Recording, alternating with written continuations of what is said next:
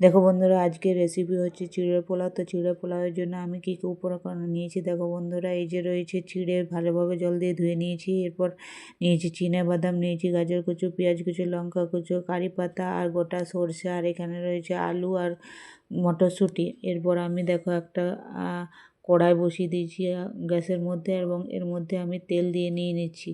এরপর তেল দেওয়ার পর দেখো তেলটাকে ভালোভাবে আমি আগুনে গরম করে নেব। এরপর গরম করা হয়ে যাওয়ার পর দেখো আমি কারি পাতাগুলোকে ভালোভাবে ভেজে নেব, মচমচে করে তেল দিয়ে ভালোভাবে ভেজে নেব কারি পাতাগুলোকে আমি ধুয়ে নিয়েছি আগে জলটা ভালোভাবে ঝরিয়ে পরে তারপর তেলে দিয়ে ভেজে নিয়েছি। এবার ভেজে নেওয়ার পর দেখো এইগুলোকে আমি ভেজে একটা জায়গার মধ্যে তুলে রাখছি। এই যে ভালোভাবে ভেজে নিয়েছি এবং সব কারি পাতাগুলো উঠিয়ে নিচ্ছি, এবং উঠিয়ে নেওয়ার পর দেখো এরপর আমি দেখো এর মধ্যে এবার আমি সব বাদামগুলোকে আমি ভেজে নেব। এরপর বাদামগুলোকে ভালোভাবে ভাজবো, যাতে মচমচে করে ভাজা হয়, কাঁচা ভাবটা চলে যায় ওর। এভাবে ভেজে পরে আমি সব বাদামগুলোকে উঠিয়ে নেব। এরপর ওই তেলের মধ্যে দেখো আমি দিয়ে দিয়েছি গোটা সর্ষে, আর দিয়েছি লঙ্কা, শুকনো লঙ্কা।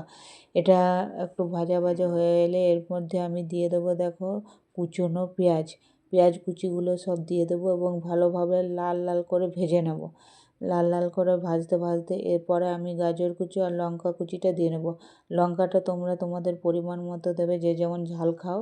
এরপর আমি এগুলোকে ভালোভাবে ভেজে নেব। ভালোভাবে ভেজে নেওয়ার পর দেখো আমি আলু আর মটরশুঁটিগুলো দিয়ে দিচ্ছি। আলু আর মটরশুঁটিগুলো এরপর ভালোভাবে ভেজে নেব।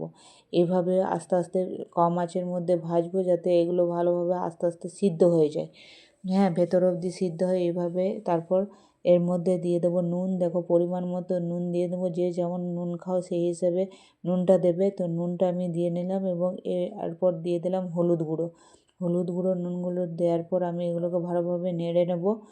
নাড়াচাড়া করে নেওয়ার পর দেখো হালকা হালকা আঁচে আমি ভাজবো। এরপর এর মধ্যে আমি সবগুলো দিয়ে দেবো, যেগুলো ভেজে রেখেছিলাম বাদাম আর কারি পাতাগুলো সব একসঙ্গে মিক্স করে নেব, এবং মিক্স করে নাড়াচাড়া করে নেব। নাড়াচাড়া করে নেওয়ার পর দেখো এরপর আমি ভেজানো চিড়েটা দিয়ে দেবো। এটা আমি ভালোভাবে জল ঝরিয়ে রেখেছি।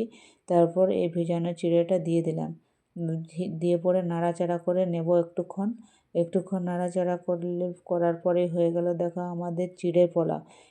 এর মধ্যে আমি একটু নুন দিয়েছি, সেহেতু একটু মিষ্টি মিষ্টি ভাব আনার জন্য একটু আমি চিনি দিলাম, যাতে নুন আর মিষ্টির ভাবটা ব্যালেন্স হয়, সেই জন্য আমি একটু চিনি দিয়ে নিলাম। তারপর হয়ে গেল দেখো এভাবে আমাদের চিড়ের পোলাও।